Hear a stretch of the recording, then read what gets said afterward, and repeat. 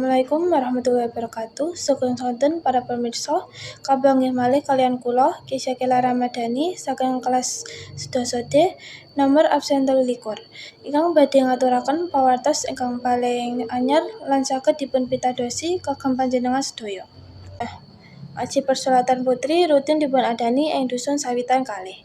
Sabtu Pon 26 April 2000 langkung. Aji persolatan putri rutin dipunadani ing dusun Sawitan kalih.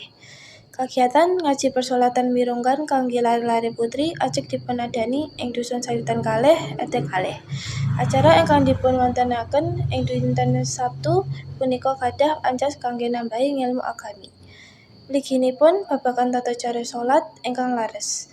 Kagiatan punika dipunwiwiti déning Ibu Nasikah lan dipunrawuhi déning lare-lare putri ing sakupenge lingkungan kasebut. Para peserta wiwit dhateng sasampunipun wekdal maghrib. Ing kagiatan punika, lare-lare sinau lan ngapalaken wawasan salat, donga wudu, donga sasampuning salat, ngantos donga wiridan. Swasana sinau ngaji punika kalaksana kanthi gumregahaning maneg. Sawetawis lare milih kendhur sasampunipun ngeturaken apalanipun. Dene sanesipun tetep wonten ing griyanipun Ibu Nasikah ngantos dumugi salat Isya. Kagiatan punika dipunajah saged paring pangertosan ingkang langkung sae babagan ibadah salat wiwit alit. Cekap semanten pamatur kawula kula aturaken panuwun. Wassalamualaikum warahmatullahi wabarakatuh.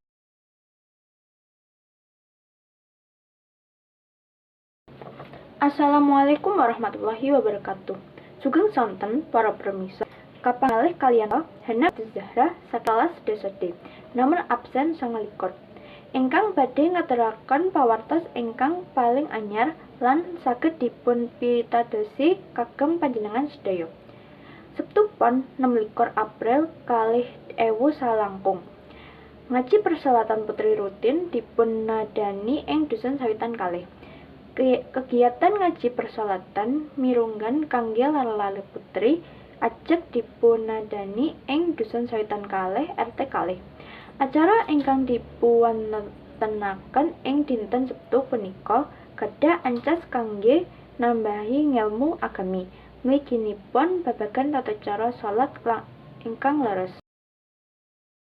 Kegiatan punika dipunwiwiti déning Ibu Siti Nasikah lan dipunrawuhi déning lare-lare putri ing sakupenge lingkungan kasebut.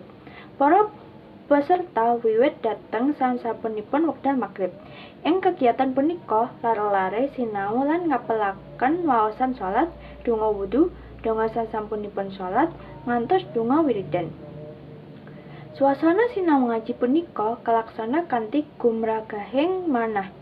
Sawetawis lare milih kondor sasampunipun nyeturaken apalanipun. Dene sanesipun tetep wonten ing griyanipun Ibu Nasikah ngantos dumugi salat Isya. Kagiatan punika dipunajab saged paring pangertosan ingkang langkung sae babagan ibadah salat wiwit alit. Cakap semanten. Wassalamualaikum warahmatullahi wabarakatuh.